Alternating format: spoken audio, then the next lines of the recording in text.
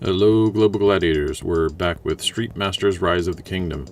This is going to be a special video because I got a request on the YouTube channel on how stories work. Most of the time I've been referring people to the video that was done as a part of the original Kickstarter that explained stories and storage solutions by the Saddlers themselves, but for whatever reason, maybe you guys want to hear about it from me, so this video exists.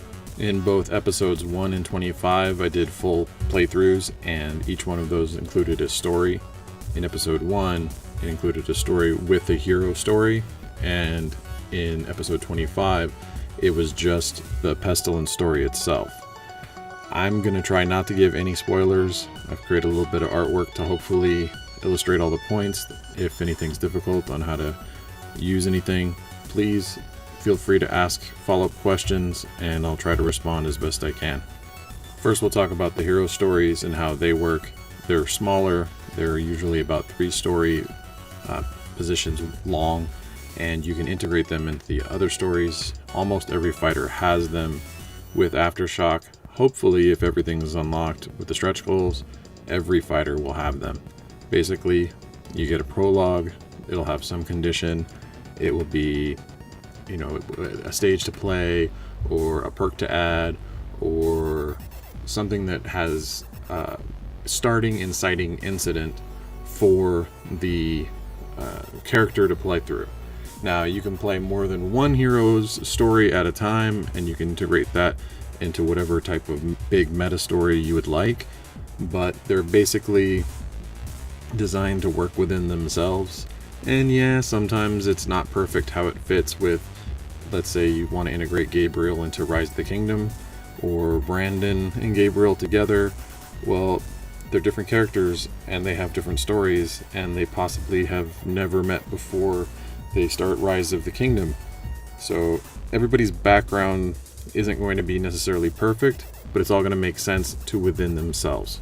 Now, to keep from spoiling anything for you guys for all the other characters, I just created my own little story arc for a character that it's going to be an Aftershock, but nobody should have just yet.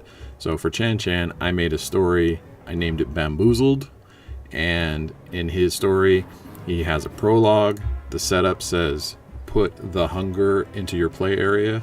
A lot of times you'll get some type of perk and you'll put it into your play area, or you could get a penalty, and it will have its own card. So for this one, it says the hunger, place 5 power on the hunger, and whenever it starts in play, keep track, and you can discard 1 power to heal 1 wound.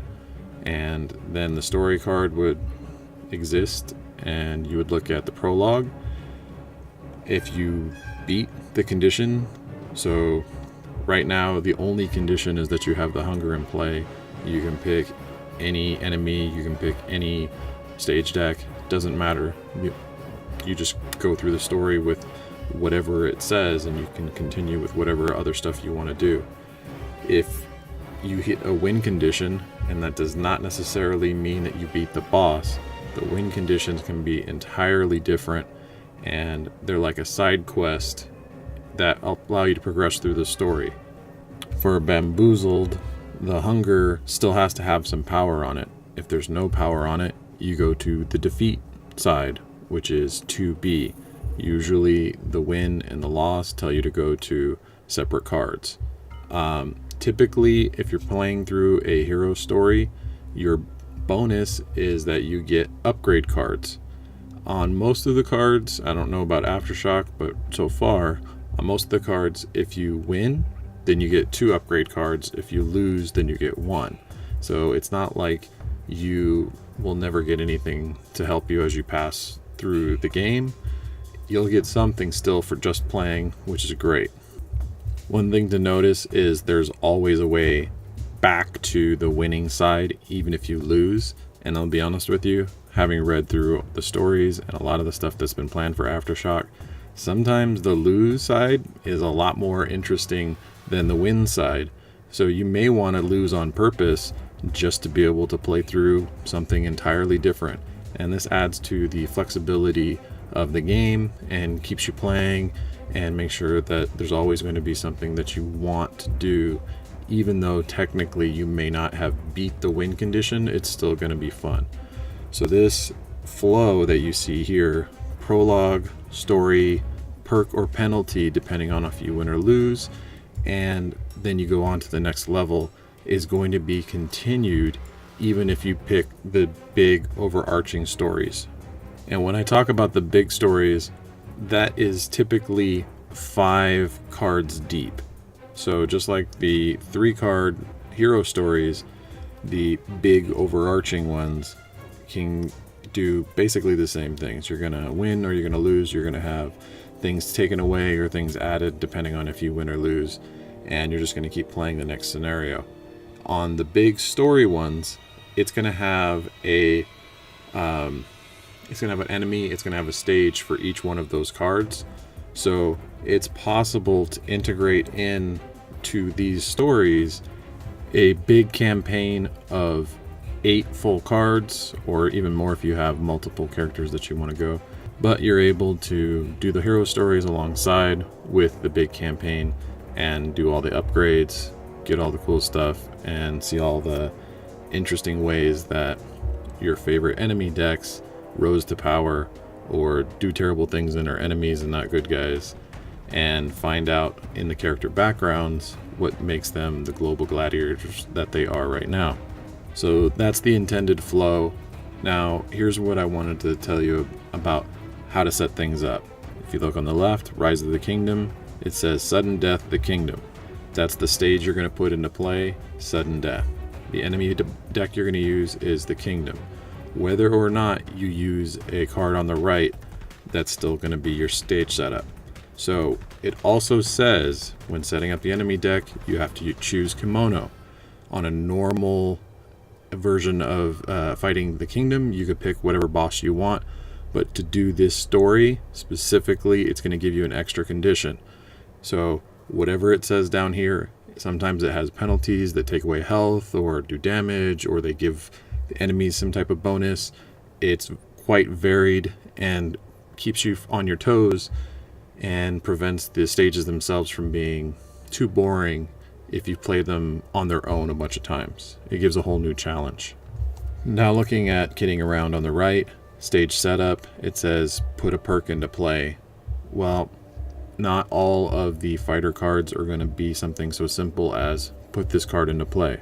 Sometimes it will look like the card on the left and it'll have a stage and an enemy. Or maybe it'll just have a stage, or maybe it'll just have an enemy. If it doesn't integrate into what the card on the left is from your story deck, you may have to play it as a separate bonus stage. So that's why we had the diagram with the full list of all the options that you could put into play. Those bonus stages would come in the blue and the purple areas. Otherwise, if the conditions overlap, you can just move down to the next story deck spot and continue through the different stories. You can do this with 2 fighters, 4 fighters. It doesn't matter how many fighters you use. If you're going to use 4 fighters, you're probably not going to make it to the end of each of their stories by just going through a single campaign. But there is no limit to your campaign.